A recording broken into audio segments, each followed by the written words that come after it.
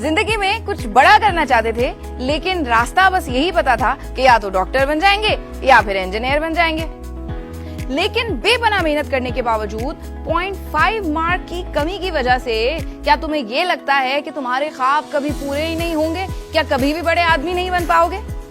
जब एक दरवाजा बंद होता है तो मल्टीपल दरवाजे और खुल जाते हैं, लेकिन हम बंद होने वाले दरवाजों का शौक इतने लंबे अरसे तक मनाते हैं कि नए खुलने वाले दरवाजों को बिल्कुल ही इग्नोर कर देते हैं। मायूस तो वो हो जिसका रब ना हो।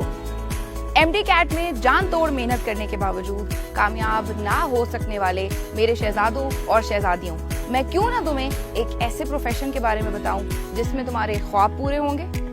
ओ मेरे भाई, अकाउंटेंसी के बारे में सुना है या नहीं? चाहे पाकिस्तान का सीए हो या फिर लंदन का एसीसीए, जानते हो कि सबसे आइडियल कैंडिडेट कौन है? एमडी कैट का बच्चा, क्योंकि इस बच्चे को जान तोड़ मेहनत की आदत होती है। सीए पाकिस्तान और एसीसीए यूके के बारे में मजीद इंफॉर्मेशन के लिए मेरी अगली वीडियो का इंतजार करो।